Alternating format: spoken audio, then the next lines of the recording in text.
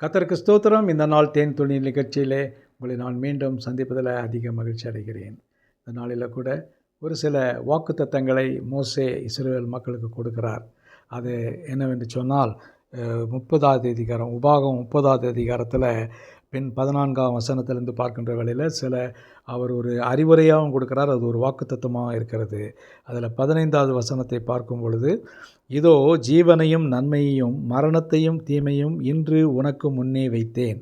நீ பிழைத்து பெருகும்படிக்கு நீ சுதந்தரிக்க போகிற தேசத்தில் உன் தேவனாகிய கர்த்தர் உன்னை ஆசீர்வதிக்கும்படி உன் தேவனாகிய கர்த்தரில் அன்பு கூறவும் அவர் வழிகளில் நடக்கவும் அவர் கற்பனைகளில் கட்டளைகளின் நியமங்களையும் கைக்கொள்ளவும் நான் இன்று உனக்கு கற்பிக்கிறேன்.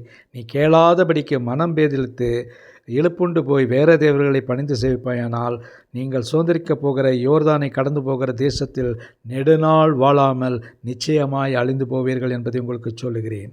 அதையெல்லாம் சொல்லிவிட்டு அவர் சொல்லுகிறது, நான் ஜீவனையும் மரணத்தையும் ஆசீர்வாதத்தையும் சாபத்தையும் இன்று உங்களுக்கு முன்பாக நான் வானத்தையும் பூமியின் மீது சாட்சியாய் வைக்கிறேன்.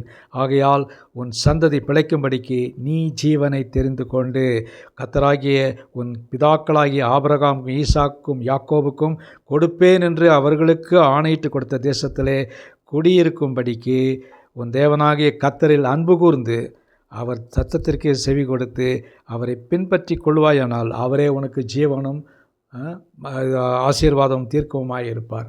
ஆகவே இந்த இடத்துல ஜீவன் மரணம் ரெண்டும் இருக்கிறது, சாபம் இருக்கிறது.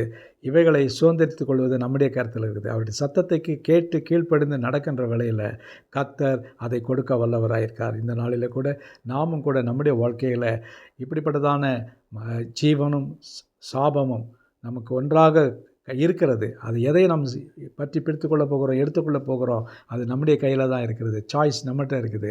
நம்ம ஜீவனை தெரிந்து கொண்டால் ஆசீர்வாதமாக இருப்போம், சாபம் நமக்கு வராது. ஆகவே இந்த நாளிலே ஆண்டவரை நோக்கி நீர் எங்களுக்கு ஜீவனை கொடுமையா என்று கேட்போமா? அப்படி சொன்னால் நிச்சயமாக வாக்குத்தத்தம் பண்ணின தேவன் அதை கொடுக்க வல்லவராய் இருக்கிறார். ஜெபிப்போமா? நல்ல ஆண்டவரே, நன்றியோடு துதிக்கிறேன், சோத்தரிக்கிறேன். இந்த வேளையில் கூட ஆண்டவரே, நீர் சொன்னதான் வார்த்தையின்படியாக இதோ ஜீவனையும் மரணத்தையும் உன்னுடைய கருத்திற்கு முன்பாக வைத்திருக்கிறேன். மரணம் கொடியது ஆண்டவரே, ஜீவன் பெரியது. அந்த நித்திய ஜீவனை நாங்கள் சுதந்திரித்து கொள்ள, மரணத்தை வெறுத்து தள்ள எங்களுக்கு உதவி செய்யுங்க. மீட்பர் இயேசுவின் நாமத்தில் ஜெபிக்கிறோம் நல்ல பிதாவே. ஆமேன், ஆமேன்.